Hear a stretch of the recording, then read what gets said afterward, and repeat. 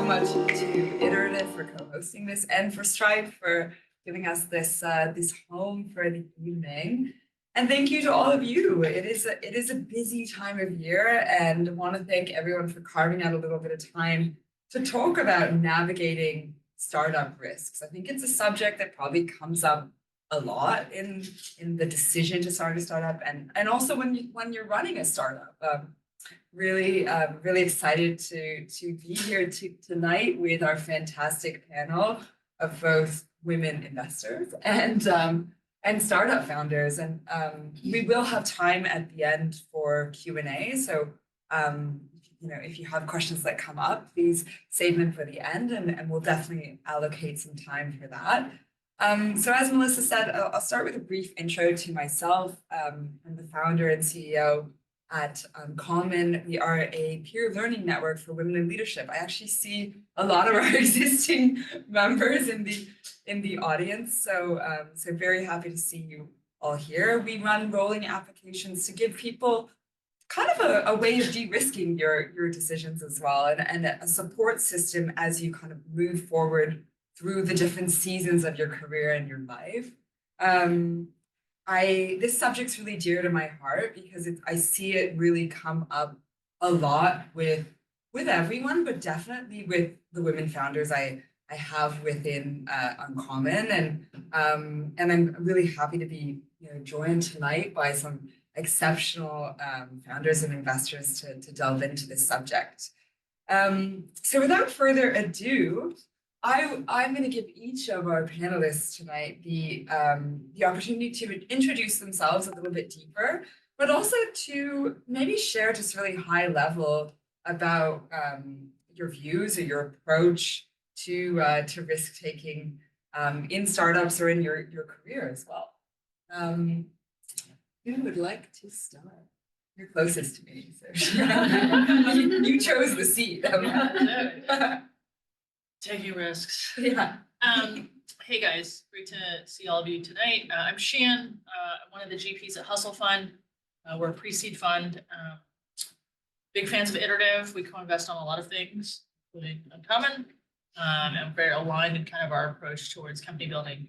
My background's mostly in financial services. I spent 6 years building a company in San Francisco called NerdWallet. It's a consumer financial services marketplace. We bootstrapped that business to 50 million in revenue. I helped to raise our first institutional money over the course of 6 years. We grew that business from 150 million in revenue. Business went public in 21, and then before that, I was an investor. So I think in terms of risk, I left my hedge fund job, and then I joined a startup that no one had ever heard of. And my dad was very upset. For a year, he kept sending me articles about the hedge fund I had left. Remind me what I had given up.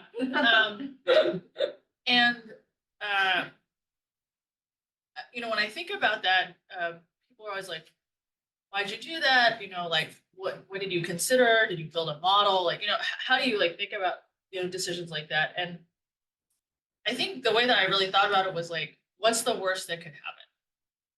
Like, the worst that could happen is like in a year, well, it failed, and I'll get a job. But, it seemed like I knew the founder, honest guy, high integrity. I had some familiarity with the market. I knew it was like a big opportunity.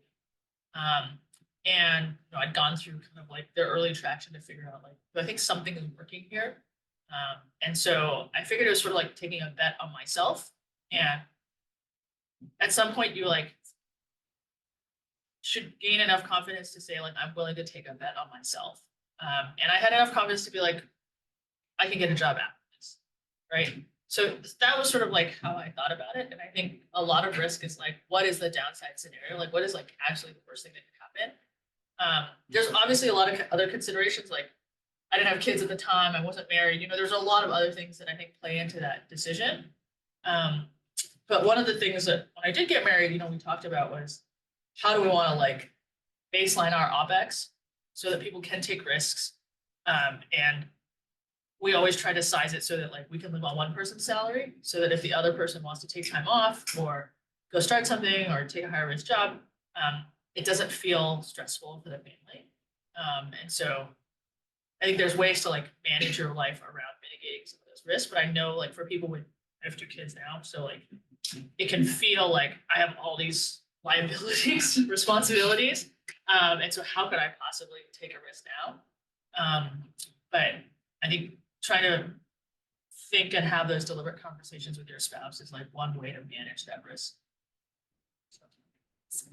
All right, so my name is Yuli. I'm the founder of Asabel. So Asabel is a one-stop IT platform. We help companies with global teams to manage their people, their devices, and their apps across the world. Right, so how did I get started? I actually find it very weird that I'm in this position right now because I trained as a lawyer and I worked as a lawyer many years, right? And then I went into the healthcare industry. So one of the big risks that I took was I did my MBA at INSEAD as well. So post INSEAD MBA, I was actually offered a job with Skadden-Arps. So Skadden-Arps is this very well-known Wall Street law firm of like Wall Street kind of thing.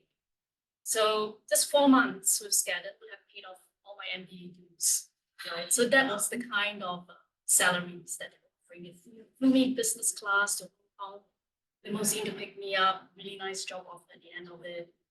And I decided not to take up that offer. And I have kept that letter of like acceptance ever since. So every time I feel really down, with whatever's going on in the startup, I'll take out the letter and read it and say, this is the commitment, right, that I made to myself. I'm basically at that point in time when I first started out, I was probably making 5%. I was paying myself 5% of what Skadden would have paid me. So it was very, very deep, at that point. But together with that, there are a lot of rewards for starting your own company as well. So I think it's something when I meet my mates who are still company lawyers, they really miss out on that opportunity to have the freedom to do something that you really believe in doing, have the flexibility, right? And you will feel that you're making a difference to other people in your life if you do what you really believe in doing. So there was one risk that I took, stopping a lawyer, when I became a startup entrepreneur, 5% salary that I was paid. Second risk that I took was that my first startup failed. So this was during the COVID time when there was a lockdown and we were doing corporate real estate manager. So that obviously didn't work out because everyone was remote working. So right off the back of that, the kind of like low emotional state that I was in, I decided to start my second company. Right. So of course, like what Shane is saying, took a lot of convincing of my spouse to agree to this. And we also have 3 kids as well. So it wasn't an easy decision, but it was really something that we believed in doing. And that's the second risk that I took. So I do think that risk has to be seen in context, right? I mean, the biggest risk of all, I think, is not doing what you want to do with your life, right? So, if you can manage all the other risks, I do believe that entrepreneurship is the kind of risk that is worth it. I love that concept of risk is taking on context. And last but not least, Alexandra. Hey everyone, I'm Alexandra, so co-founder of Vectorum. First, I'm really excited to see many women because I work with many men in my day. And yeah, thank you for being here. So we co-founded Vectorum about 3 years ago, and I met my co-founder actually through college. So Vectorum is a cloud fulfillment platform. We provide on-demand manufacturing services. So it's in short, it's an Airbnb for manufacturing services.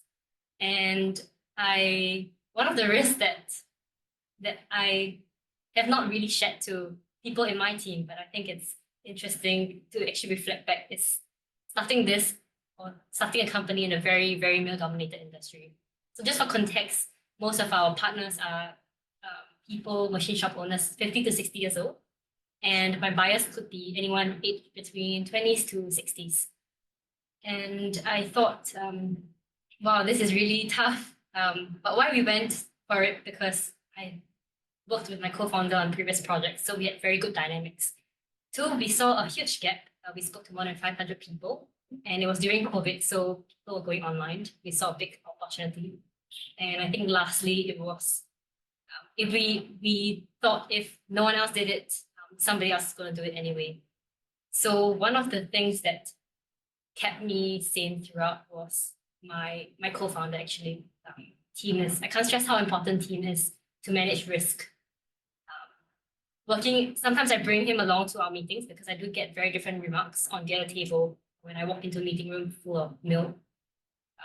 Uncles as well as people who didn't understand what we're trying to do with the modern way of manufacturing. And another risk that I remember was actually starting in my first year being full-time alone. My co-founders could not join me part-time because they had a bond.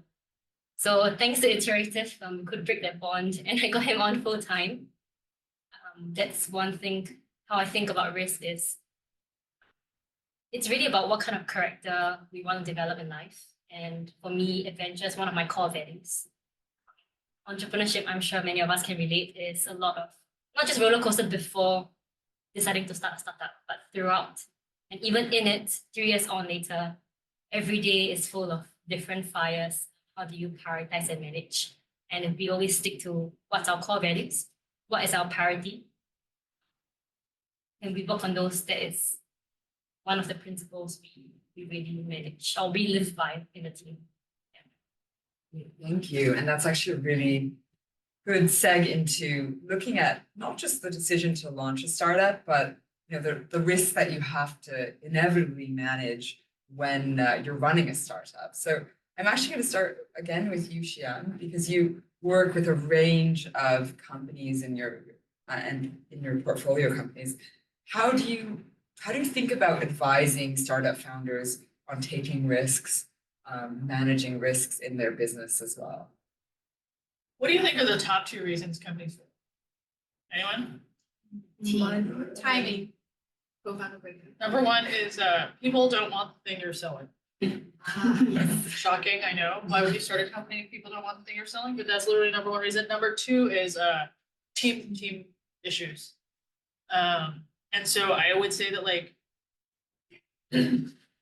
think when you think about the risk that you're taking on by starting a company, you can de-risk it a lot by talking to customers or potential customers. I think you said you talked to 500 people, and actually try to validate to yourself that somebody wants the thing that you're selling and is willing to pay you for it.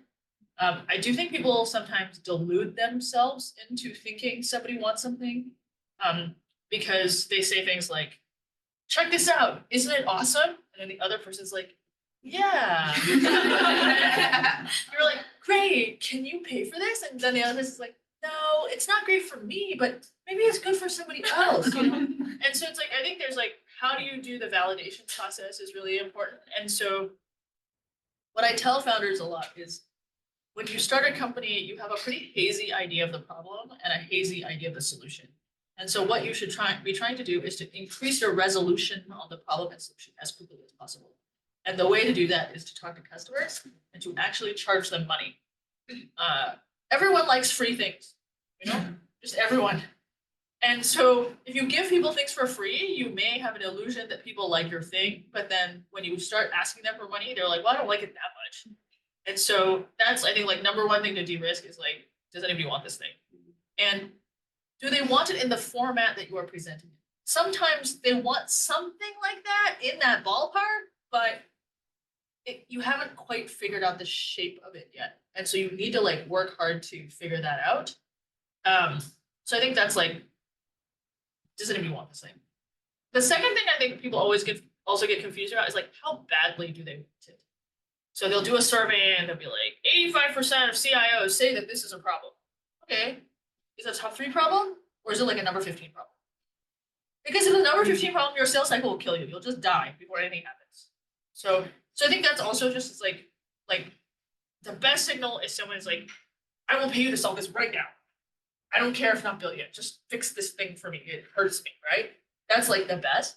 The worst is oh man, I had to educate them on this problem that I know they have. And they're willing to do a free pilot with me. And there's no definition for when they're going to pay you or what the success metric of the pilot is. Game over. So I think that's so the customer, I think, piece is you really, really want to try to de-risk that. And then the second thing is the co-founder thing. You may be stuck with this person for longer than you've been in your longest relationship. So you should probably apply similar levels of diligence to this relationship. But sometimes people are like, oh yeah, like it's my best friend from high school, and or I met them at this co-founder dating thing, and I needed a tech person, so that's why we're working together. And so I think that's like not great. I think you really want to find someone that you can argue with, someone you can have really good conflict resolution. So it's like, how do you guys fight? What happens when you disagree? Who gets to make the call? Like, how does that make you feel? I think all those things you really want to figure out before you're sort of like, hey, let's split 50-50. And then 3 months in, this person is gone and half your cap table's gone. And you're like, oh shit. Right. So I think like, if you can actually handle these two things, you've taken a fair amount of risk off the table. And then there's the other standard stuff, like, can you build it? Like sometimes, no offense to lawyers would be like, I've got this great idea for a technology project. Hire some IT people. AI tool. Yeah, I need $1 million to pay these IT people. And you're like, I'm not giving you $1 million. Are you crazy? Like, you've never built a product in your life. Like, why would I think you could do this, right? So I think like there's also just like other things is like, do these people, can they credibly deliver the thing that they say they're going to go deliver? What evidence do you have of that? And so I think that's like the other thing, but honestly, customers, I think where you see people come up short a lot is on the customer side. And those are all knowable things. You can solve that. It's not like, oh, I'm trying to build a quantum computer. Like, it's not like against the bounds of physics or something, right? It's like, literally, you just gotta go talk to like 100 people. Okay, I'm off my soapbox. No. Sorry. It's, I can talk about no, this all it's day. really key. I like the way that you frame it around like some of the common reasons why startups fail and kind of bringing that back to, okay, how do you solve for that? I'd love to hear from our founders, running your company. So less about the risk that you to kind of take that leap, but currently running your company, how do you think about managing risk in a world of imperfect information and imperfect knowledge of what market conditions are going to look like? Meeting, do you want to go next? Yeah, so everything that Sheehan said, totally agree with.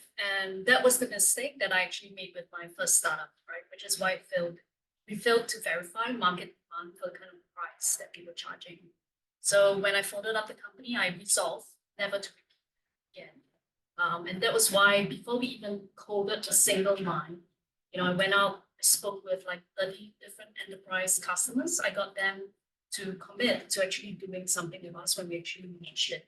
And we launched it like iterative, right? So we did something, they got it from us. We did something else, they bought it from us. We wanted to see actual money coming into our bank accounts before we would invest more. So a lot of the things that we did early on, we didn't invest a lot of coding effort into doing it. We did it manually for them, right? So when people ordered from us in Indonesia, what we did, I got my Indonesian employees to place an order on Tokopedia and send that product to them. So we didn't carry any inventory risk. But what we did was that we risk fact that people wanted the solutions that we would provide. So that was really important. And this whole concept about customer development, customer validation, if y'all want to read up more about it, there's this book that I follow. It's called The 4 Steps to the Epiphany. Right. So inside they teach you like how do you actually do customer validation? How do you ask customers questions? But what I find to be really the thing that is holding people back from doing this, I think it's 2 things. One is ego, and the other one is fear. Because very often as entrepreneurs, when we come out, we have this idea of what we want to build, and we have this perception of what the market wants or what the market needs. And so we hold ourselves back from actually talking to clients or prospects because we don't want to really hear that they might not want this idea that we have, right? So that is what I see happening very often with like many founders that I speak to. And then the other one is ego, of course, which is that I know that the market wants this and I don't want to hear anyone else saying otherwise. So you plunge in all your effort into building it, and then when you bring it to the market doesn't want it. And I think that's how many companies fail.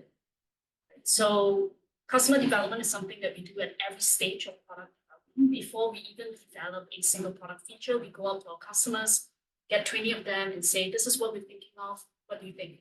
And one good thing about that book is that it teaches you how to ask open-ended questions, right? Because if you ask closed questions to say, hey, I'm building this particular feature is going to help you save 60% of your costs, what can people say about it? So it is learning how to ask questions in an open way so that people can really tell you what is the top priority in your mind. Not sure whether I answered your Yeah, question. no, I like that idea, and I think it comes back to that validation piece of Yeah. it's not just validating the view that you have, but having like having the humility to be proven wrong as well. I think that's Also, where humans are weird. yeah, Like, this is yeah. the other assumption you make. You assume everyone's like you. But you actually need to talk to more humans to realize, like, actually, not many humans are like you. Yeah. Some may be, but most humans, they're off thinking their own strange decision-making process. Yeah. And also, like, I think it's interesting on the price point piece as well, because sometimes if you ask people, like, would you pay this X for this? They'll be like, no way. And then you actually put it out to market, and they'll actually pay you like 2 or 3 times more. And so, yeah. Segments. Yeah. Segments. It's yeah. finding the right people who want to pay that. Exactly. Yeah. And so I think people will always say, like, no, I don't want to pay for that. I think the and best so- evidence, right, Yolanda, is when the clients, the prospects have actually tried to cobble something together themselves. And it's really not working very well, but that's what they're relying on to make this process work. Yeah. And when you go to them with like a solution, immediately they're like, yeah, that's something that I've been wanting to solve for a long time, and this is perfect. Yeah. Yeah. So that's what we were looking for initial customers. Thank you. Alexandra. Yeah. I mean, I agree with all your points. Just a couple. Great book. I also like another book called The Mom Test. It's how to ask some good questions because your mom always says, yes, I like your idea. So I think it provides quite good insights. So I think even 3 years on, we're still doing customer validation. So we make it a point internally to speak to at least 3 users a week, just to make sure that we stay close to the problem. And I can't stress enough that, yeah, segmentation is really important for us. Surprisingly for pricing, I think as first-time founders, we were really scared to charge because we didn't know what kind of price point to throw out. But there are some segments that came up that they were willing to pay. So we started with, for example, 5%, and then we raised it to 10, 15, and they're still paying the same without any hesitation. So we know that, okay, this is a segment we should consider developing. And internally, we always talk about in our town halls, how do we build more for Factorum fans instead of followers? So we run this automated feedback loop where people would let us know, will you be disappointed if Factorum does not exist? And we always look at the people who always say is very disappointed. And we nail down, we build a word map, and we see what kind of wordings they see the main benefit. So I think that's how we tweak our product. There's never a perfect product. We're always continuously developing. And in the midst of that, new customer segments will come up. And I think that's one way we think about validation as well. Thank you. I want to shift to talk now a little bit about the people that you surround yourself with as a founder, as a decision maker. At Uncommon, we look a lot at and really believe that everybody needs like an inner circle, a kind of peer advisory board to soundboard and test your decisions and ideas with. I would love to hear from each of you. Who do you surround yourself with to make difficult decisions and think through some of the risks that you're looking to take as both founders and investors? I'm going to start from the other end. Alexandra. Yeah, okay. So I think 3 groups of people. First would be advisors and mentors. Especially for our industry, we need a lot of people who have seen both the traditional way of doing this, but also believe in the modern way of doing things in the industry. So for us, that's been key to. How did you find the right ones? Okay, so there are 2 types of mentors. One is people who I would say are slightly more not very likable, but they know their stuff. Because they maybe just the way they talk. And I think that stems from how the industry has been. It's quite harsh environment. 2 is a type of advisor that sees your potential. So it's more like a coach. They're neither the critic or the cheerleader, but they see your potential and they help you to be a better self. So that goes a bit more personal. So we find them through referrals, especially from industry angels, or even it could be our customer suppliers. Second group would be founders who have worked before us. So I think if we are in seed stage, we look for pre-A, A, Series B, so on and so forth, because what we're going through, they have gone through probably many times and way before us. So we try to get their opinions. And lastly, inner circle. I think that's the most important person in the company is actually the founder. I learned that the hard way when we didn't, for example, pay ourselves in the first year. And I think that caused a lot of physical stress, but also I wasn't able to operate optimally if I was worrying about surviving. So I stick to people who know my core values and they're not from the startup world. So I like to, they could be anywhere from like social work to maybe more professional corporate. And I think these are the people who know you for your character. Yeah. Okay, so for me, I've been very lucky in terms of the investors that I have. So amongst them, I have angels who exited companies before, right? They have scaled their companies, listed it, and exited. And I've also had angels who were early employees in fast growth companies, and they have walked through the same that I'm walking through right now. I do think the thing with advisors and mentors though is when you go up to them, like just be very open and say, I would like you to point out to me like where I'm going wrong, right? Instead of saying that this is what I'm doing and to act as if nothing is wrong. So I did that on 2 occasions. One, which is one of my angels who had exited the company. I went up to him. I told him these are my list of priorities for the next year.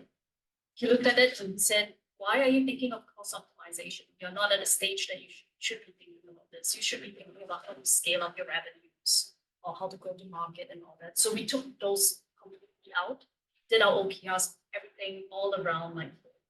So that was a very good piece of advice because the most important thing when you're running a startup is focus, right? What do you focus your time on? What questions should you be asking yourself? The second angel investor came in when the beginning of this year, when we were having doubts about our product market fit. So we told him what has happened, we showed him the data, and then he sat me down and he said, "You do not have product market fit," right? Which was pretty hard to hear, right? But I needed someone to tell me that. So he told me that, he told me straight to my face, and really appreciated him for that.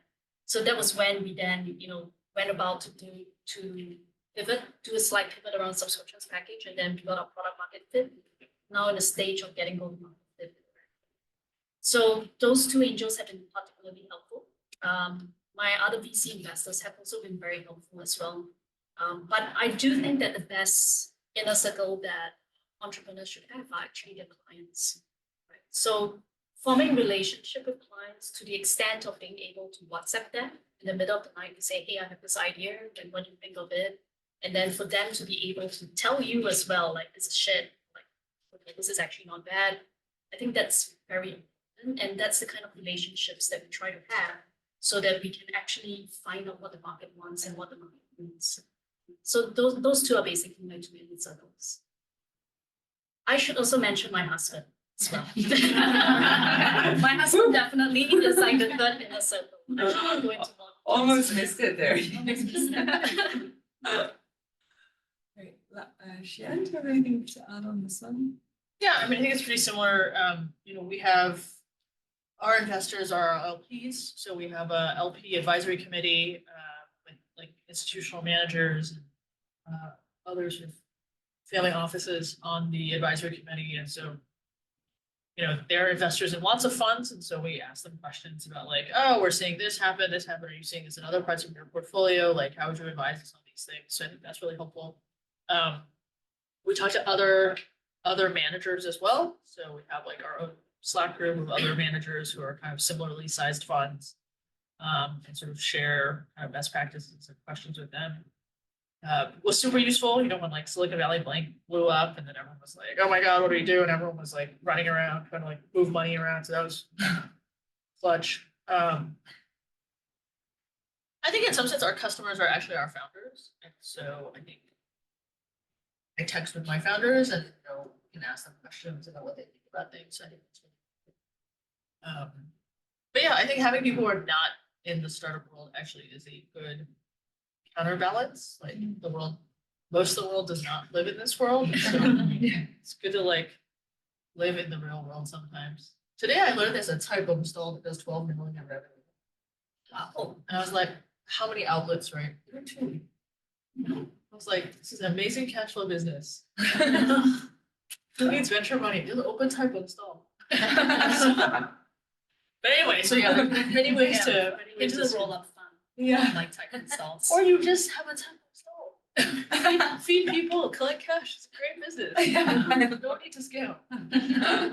So yeah, so I think there's I think having some reality. I think that's really Yeah. My next question is one that really comes up a lot from what I've seen with some of our female founders that are uncommon, and it's this idea of a fear of failure and perfectionism, and how does that kind of tie in with one's ability to take risks? I've definitely seen perfectionism be this kind of, you can do all the validation, you can have some clear signals, but there can still be these barriers to, taking those leaps and taking those steps forward. How can aspiring and existing founders counter this fear of failure? And is this something that any of you have faced at some point? Maybe you haven't started. Yeah. So I'm a Virgo. I'm told that Virgos are perfectionists. And definitely when I was a lawyer, I was like, doing a lot of proofreading and all that. So my husband thinks I'm a perfectionist. But actually, I think it's because he's like the direct opposite of like a perfectionist, which is why I seem relatively perfectionistic.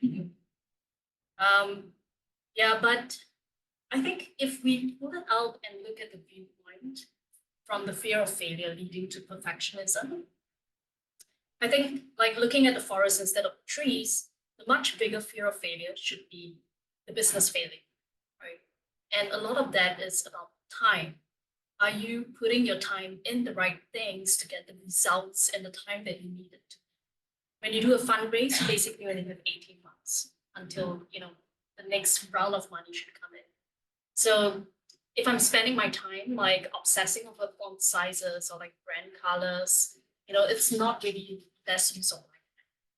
So I think that I have sort of weaned myself of that to the extent that I think I scare my team by saying like, you make the decision on that, because I know that. So at Amazon, I think that there's this thing, maybe two-way door and a one-way door. Yeah. So if a decision is basically a two-way door, and you know that you can always go back and retrieve it, maybe with like some sort of cost or some sort of inconvenience in the future, doesn't matter, just delegate it to someone and just get it. But if it's a one-way door, right, like deciding whether you want to take this person on board as your investor and put him on your cap table, then it's something that you should really take your time to consider carefully. Yeah. Yolanda, I don't think I answered your question, but basically my point is that I think it's more about the fear of failure, which should be seen at a higher context, rather than fear of failures for like minor matters, which can seem like being perfectionists. Yeah, what I'm hearing is that it's also knowing what you can let go of, Yes. and I definitely can empathize with. Sometimes you just don't need to look at that email. And as the business scales, like what can you let go of, and then what do you really need to keep your finger on the pulse that can have drastic impacts on the rest of your business as well. I think it goes back to the prioritization, right? Which is like when you have a startup, only 1 or 2 things are existential. Like items 3 through like 100 are not existential, but sometimes you feel better if you're like dicking around with the logo. Like, who cares? People don't buy something because of your logo. It doesn't matter. Like companies that change their name 3 times, they're like, why'd you do that? Like, nobody cares. Nobody even knows you exist. So why did you even change your name, right? Like you just wasted a bunch of time doing that thing. And so I think like part of like de-risking things is like really focus on what is existential and have a good sense of what is existential, because people sometimes delude themselves into thinking that they're being very busy, but they're not actually doing anything that reduces the existential risk. Yeah. And it's hard, especially if you come from professional services, to let go of that. So people who come from legal, consulting, investment banking, And I feel like trained- you're like, I don't know, like What? something against lawyers. Yeah, so conflict resolution is really Consultants, important. yes, definitely. No. If you come from professional service, you're trained to be perfect because Meticulous, yeah. because people pay you. That's why you can be like, hey, pay me 7% on this transaction, because like you're gonna get everything right. All your fonts will be right, everything will be correct. But like when you're a startup, that's not actually what you're getting paid for. So my first employee at NerdWallet, he came from Goldman, and he was in a outbound BD role, and I needed him to send like basically like 100 emails every day. Like that's what I needed to get my top of funnel working. And it took him like 2 hours to write an email. And I was like, what is going on here? Like, why haven't any emails gone out? And he's like, well, I'm proofreading it, and like, does it sound right? And I was like, literally, dude, nobody knows we exist, okay? So I need, like, at the end of this week, 500 emails need to have gone out, not 5 emails. So even if 5 emails are like the worst emails on earth, at least 495 emails went out and we have a chance, right? Yeah. So like sometimes it's like you really need to like think about like, does this really matter? Like you gotta like 80-20 it, but it's hard to overcome like what you were professionally trained to do. Like so today, I can spot when font sizes are off. I'm like, that's not trebuchet. That's not 14. That's not 14. That's not JP Morgan blue. Like I can see that because it's like, but I don't care about it. Well, I mean, sort of. You know, when you see things that are like slightly not in line, it's very jarring, right? But you're like, it's not my job. It's not my job. I'm not gonna look at that, right? I don't care. So I think that's like the other part of just like perfectionism is like, does my perfectionism serve my actual goal, or am I just using it as a shield to like not do the thing that is actually much more important Yeah. and existential, which is like, oh man, I have to go fire these customers because they're not profitable, or like I actually do need to raise prices, but I'm not looking forward to this conversation once I raise prices. Like, and then there's all these things where you know you have to do them for the business, but it's like not fun. Or I have to go fire a bunch of people. And then you're like, oh yeah, that's really gonna suck. So Yeah. you kind of like, oh, let me go futz around with this other thing instead. Yeah. The fonts. Trebuchet. Definitely very, very relatable. Alexandra, Yeah, fear of failure. What's I- your take? I think there's two types of failure. One is business and personal failure. So I think the business failure, some areas that they risk it. One, we look at data a lot. So I think that's one thing we invested early, like what our numbers telling us. And if you run the numbers, they are quite objective and it really guides your gut or emotions after that. Because if the numbers are not speaking, I mean, you can really feel for a customer, but if the numbers from this customer is not showing, then you probably know what your right decision is. Two, building SOPs and processes. So I think recently, in the early years, we founders are the salespeople. I think when you start scaling up and growing, you build a proper process. And when customers try to pull the founders in to be the salesperson, I think that's one thing recently I've learned to take a step out and say, okay, we have a proper account manager. Let's go through the process. Because to the customers, they know you're the decision maker and they try to pull you in as much as they can. But if you actually put it through the process, you realize that there is less, you're less involved, one, personally, and two, you're actually building a proper company with a proper structure instead of what is being run solely on founders. And I think we apply this principle a lot also in hiring. We tend to hire people initially who are like us, but I agree with Shian that we should always get more people who are different from us, because hire people who can do what you cannot do. So personal failure, I think that's something that's very close to my heart. So I experienced a really bad burnout, and I think once you get through the shame, the rejections, the feeling, and you start to accept that actually mistakes, failures are bound to happen. How do we protect our mind from telling you the wrong things? I think that's one thing that's quite important. And when you start to accept it, you are less hard on yourself. And in terms of making decisions, we make 100 decisions every day. So how do we make that 20% of effort to deliver 80% of the result? I think most of you are familiar with that. So we always tell our team, okay, there's a lot of decisions to make. just make it prioritize speed, not the right decision. And what you're really trying to do is improving the odds of making better decisions with each wrong choice. So I think that's what encourages me to just make decisions. Don't think too much. For the ones that need a bit more thought, I would sleep on it and come back to it a week later. So that's the things I do. And that's a really good transition into our final subject, which is a little bit about failure, but kind of normalizing that in the entrepreneurship journey. I think we often hear about the kind of shiny, positive stories of I took this leap and it really worked out. I think it's also really important to kind of normalize conversations around decisions that didn't work out or risks that didn't work out. So I'd love to hear from each of you. Is there a risk that you took that didn't pan out? And what did you learn from that? How has that kind of shaped the way that you approach risk taking and decision making going forward?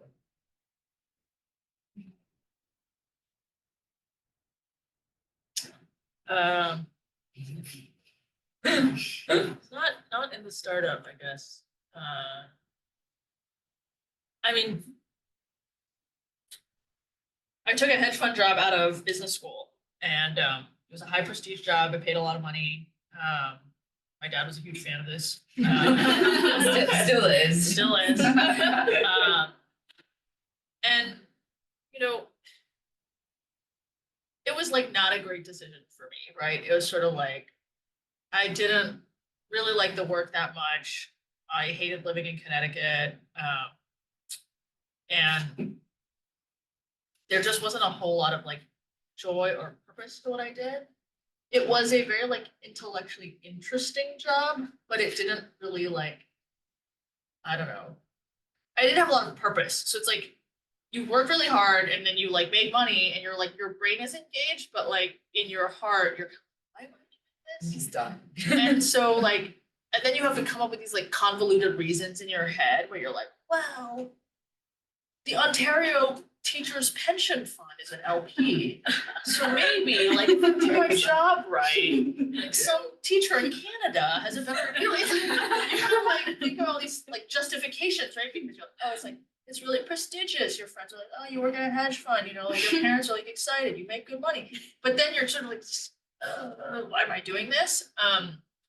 And so I think like at the time it didn't feel like at the time you're just like, oh, like this is what you do out of business school. You take a high finance job. And I don't know, it wasn't sort of like a great thing for me. And so I guess the risk was leaving it. Like I definitely could have just hung out and done the job. And it was just sort of calling it and being like, I need to actually go work on things that I like really care about and with people I really like. And so, yeah, I mean, it felt like a failure. It was like actually a really terrible year of my life because I was like working really hard and I was really miserable. And it was a job that like, it seemed like I shouldn't be miserable in. Isn't that also in a way a risk? Is like being in something that drains you, that you're not happy in, that you kind of can lose your spark in a way. Sometimes I don't think people see that as a risk, but staying in something that's not a fit can also be a risk in a way. Yeah, but I mean, it's true. But I mean, I think like I don't know. It feels like a career failure that sort of that whole year. It was like a very unhappy year. Yeah. So what did I learn from it? Yeah. You deserve to be happy at work. Everyone deserves to be happy at work. And you should find work that makes you happy. And there's very little correlation between compensation and happiness. I think it's love that. totally what it is. Awesome. All right, so it's a bit like Cheyenne. I think the biggest risk I had was staying on too long as a volunteer. It was like they were increasing my salary every year, and it just got so comfortable. I was working like 16-hour days. Right? I was doing IPOs and M&As. It was exciting work, but it was very draining, and I didn't feel I mean, at least you had a teacher's pension fund. I was doing IPOs for like smoke cigarette companies and like casinos in Macau, fishing companies, railway companies that burn coal, and like paper companies that cut down trees, right? So these were my major customers. So I felt like, you know, I wasn't really advancing any value or any like good in the world. I should have quit like after 2 years, but I stayed on for 5. I made myself happy. Like every time I felt miserable, I'll go down to Chanel and get another handbag. Very nice collection of like branded handbags. And I just didn't have the courage to quit, right? And I think that that's the biggest risk I had. Spending my early 20s, like as a highly paid lawyer. So eventually, like, you know, I just couldn't take what they were doing in the firm. Like there was a financial crisis. They fired my secretary without telling me. She called me prime. And I was like, okay, that's it. You know, I had enough. So that was when I left the legal assembly. But I should have quit early. Right? Then I might be 3 years younger than I am. Awesome. Thank you. Okay, one of the risks that for us didn't work out well, I guess, is a bit more business oriented. We made the wrong hires at the last minute. So we hired people that were not A+. We have our own internal matrix. And we brought them on quite last minute because we were desperate to hire. So it became quite toxic for our culture. And I think building your core team or the early team members is one of the hardest things any founder has to do. I think dealing with HR or humans, even dealing with ourselves are quite painful. So dealing with other people is even a different, I'm sure with people with kids, it's also a different kind of responsibility. So it was really painful for us because we trained, we onboarded, we worked with them for 3 months, and then they found a better job, and then they left because they were not the right fit. So one key lesson we learned was not to hire people who were desperate to leave their ex-workplace or ex-workplace because of toxic culture. Yeah. So the learning lesson from that was we built a proper process for hiring. We had many rounds, one including in-person team lunch, and we also look out for ex-founders, people who already knew what startup was about. Yeah.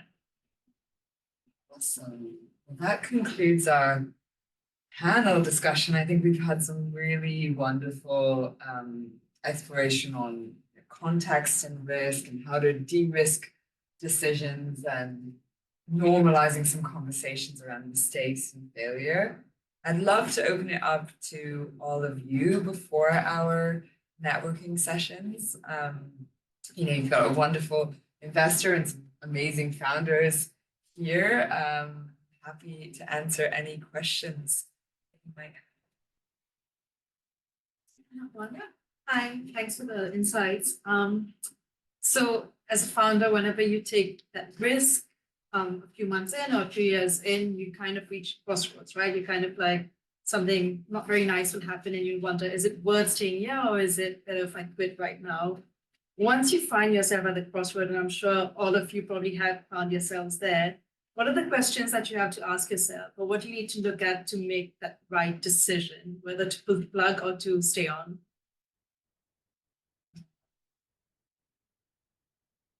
I think, well, for me, maybe for Alex as well, it's 2 things. Like one, what does the data show, right? So are your revenues increasing?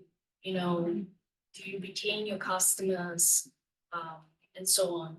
And I think the second one is gut feel, which so I believe that all founders should be involved in early sales, right? So you should be in sales probably until you reach like $1 million to $2 million kind of year mark.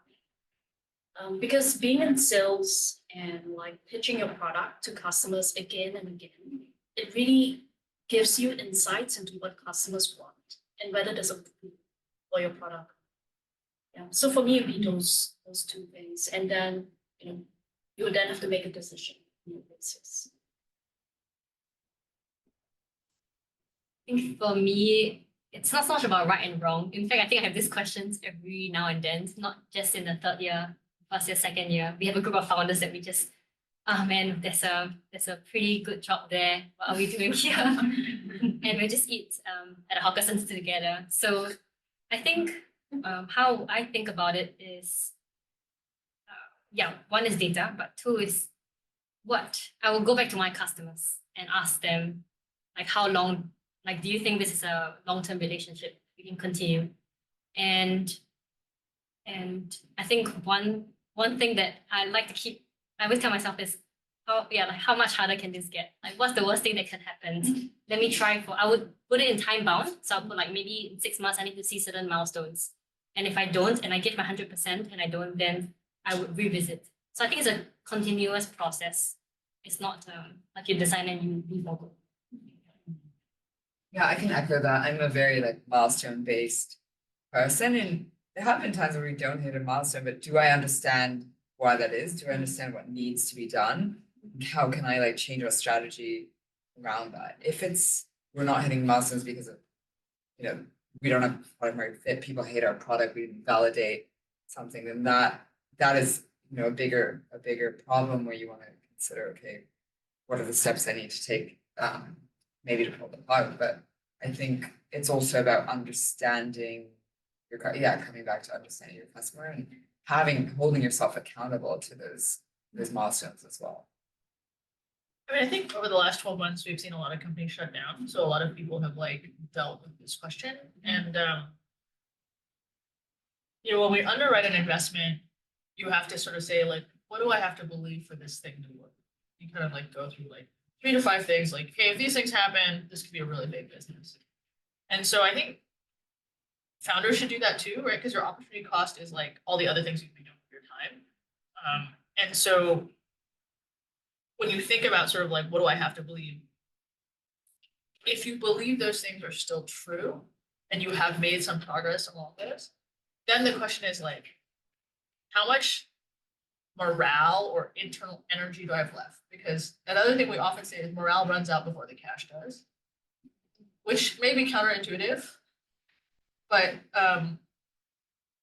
if morale is high, it actually almost doesn't matter how much cash there is because people find a way. But if morale is low, then people start thinking about, oh, can I sell this thing? Like, how do I do this? And then it kind of all like leaks away, And so I think you have to kind of do like an internal check on the morale. So like, I've seen some founders just like hang in there, and then you're like, oh my God, they turned it around. But also you've seen some people like they didn't want to make the decision. Like the thing they needed to do to make this business work is they actually did like cut 80% of the people and go back to like the original like thesis, but they had kind of like lost steam.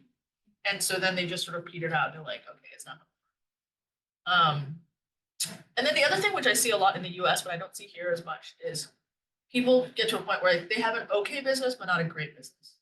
And they sort of say, hey, this isn't a venture scale opportunity, so I don't want to spend my time doing this. I'm going to sell the business and I'm going to go find something venture scale that's like worth my time. Here, you don't see that as much. Here, people kind of like hang in there and they'll just turn it into a cash flow positive business rather than say, I'm going to peace out. So I think those are kind of the questions to ask. Any other questions? Wait. I have a question. I think you mentioned earlier, like founders and most of us in general get caught in the perfectionism trap and not so much on the existential stuff. So in your view, for a very early stage startup, what would you say is the material stuff that a founder should be focusing Does anybody want your product? on? Should I share one with product? No, I think that's like existential. Does anyone want your product? That's totally existential. Okay. Yeah. Does anyone want your product? Okay, no, like the awareness. No, like literally, Yeah. Yolanda, I've got this amazing bottle of water. Would I'm you like to buy? thirsty. Yeah. Are you thirsty? Yeah, I'm very. Can I have $5? Ooh, I thought you were giving it away for free. No. Nothing is free in life, Yolanda. How much will you pay me for this bottle of water? It's from the high I springs actually of have the drank very Alps. much water lately, Yeah. so. Yeah. It's like literally not like awareness. Like literally, will somebody like pay you cash money, swipe a credit card, do something, give you like? So does anybody want your product? That is existential. That is literally. It's not even product market fit because product market fit is like you know, the nirvana, right? Like, oh, I have more customers than I can manage, you know, my support is blowing up. But most people don't start there, right? To start, you just have to be like, do I have one customer? Okay, what? Do I have two customers? Like, so existential is literally like one customer, two customers. That is like literally existential. Does anybody want this thing? And is willing to pay me for it, right? And then after that is like, okay, like, how do I start to build up like my team and my product to serve those customers? Can I acquire them profitably? So this is another problem that people have. They're like, oh, I found a customer. She's willing to pay me $5 for this bottle of water, but it cost me $1,000 to acquire her. Not gonna work, right? An And people, expensive customer.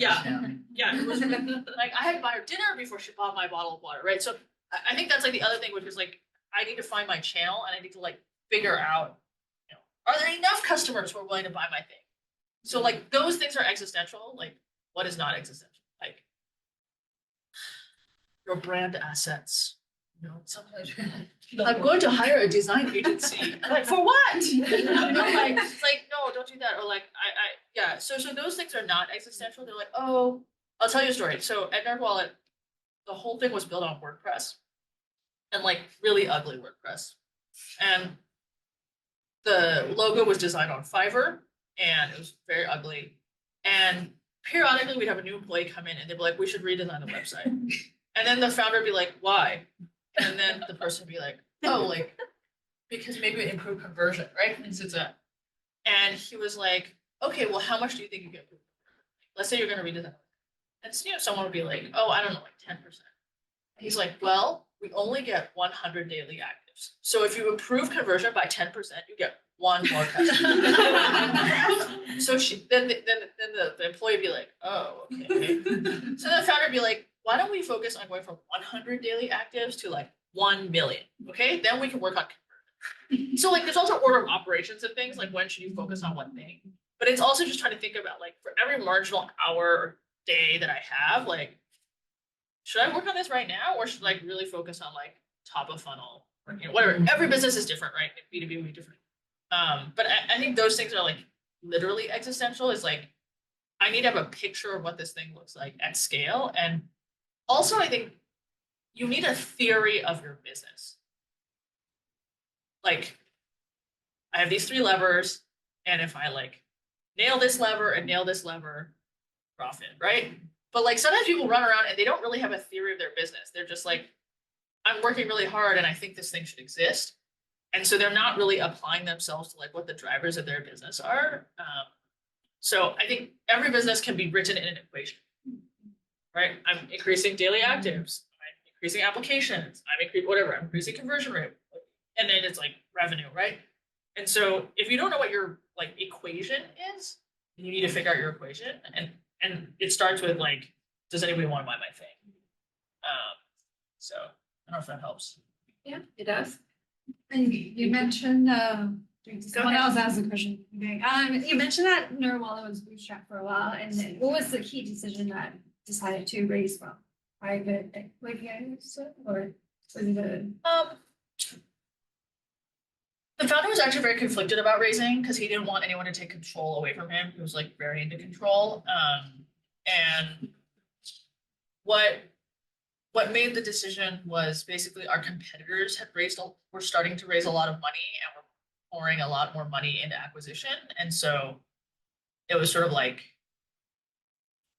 going to be a situation where we didn't want to be outcompeted on some of those things because we didn't have the money, even though we had the financials to raise money. And I think the second thing was like when it's just like you and your buddies, you're kind of like willing to take a little bit more risk. But like we were at a scale where we had like employees with families, like people had moved across the country to come work for us. And you didn't want to take as big a, if you're funding everything out of organic cash flow, there were some bets that you weren't as willing to take because you didn't know how they were going to pay out because you're like, I got to make payroll, right? So it sort of became more of a constraint as we got bigger into sort of saying like, hey, we do want to take a couple big calculated bets to build the business, but we can't totally fund everything out of organic cash flow and competitors are raising. And then the third thing I think is actually employer brands. Like in the Bay Area, like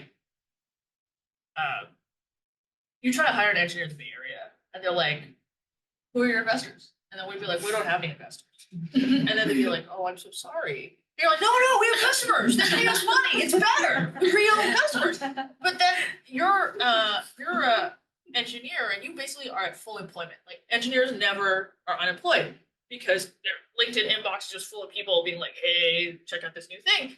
And so they don't even have to do research on a company. They can just sort of say like, "Who are your investors? Like, do you have Kleiner or Benchmark or A16 or whatever?" And you'll be like, "No, I don't have any investors. I have customers." And so like employer brand also became more important as we grew bigger because like the first few people you can hire out of your network, right? But then at some point, like you run out of friends that you can convince. You're like, "Hey, come work with me. This is gonna be great." And you actually need to like hire other people who have skills that are like not in your friend group. And so that I think was also a reason to like go out and raise.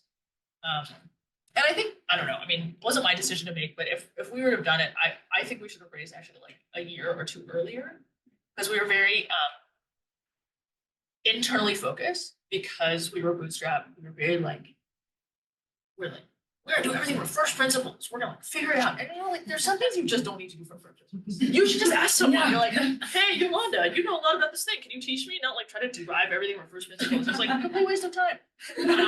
But we didn't have anyone to be like, "That's dumb," because we were busy like, struggling along the thing.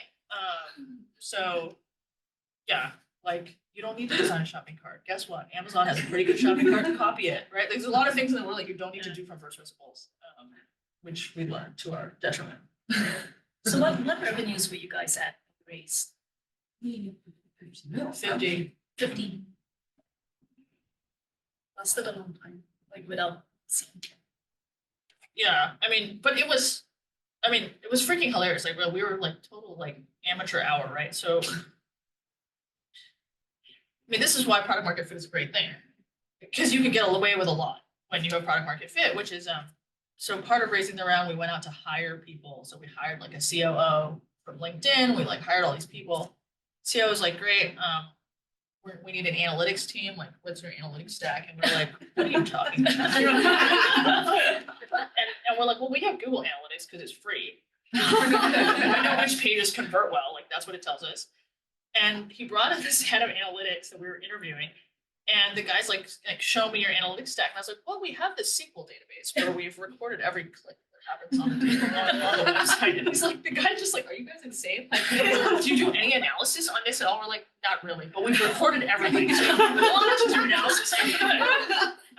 And so like, yeah, we were just totally clueless. We didn't know what we were doing. Like literally the first thing the CEO did is like, "We're gonna have a weekly revenue meeting." We're like, "Oh, that sounds like a good idea." Seems like something we should do. So I mean, I learned a lot from this guy, right? But it's just like we had a business and it worked. Like we had customers, we had traffic. The traffic converted. Money showed up in our bank account. We like did it, but obviously like that wasn't going to take us to like the next level. So. I'm going to wrap this up now so that we have time to chat to everyone. I want to thank all of our panelists this evening for sharing such awesome insights and being really honest and open and candid about your experiences. Again, a big thank you to Iterative and to Stripe for co-hosting this with us tonight. If you have any questions about Iterative, about Uncommon, also about Stripe, I'm a Stripe customer, let us know. And looking forward to seeing you all out there. Thank you. Thank you, Yolanda. Yeah, thank you so much.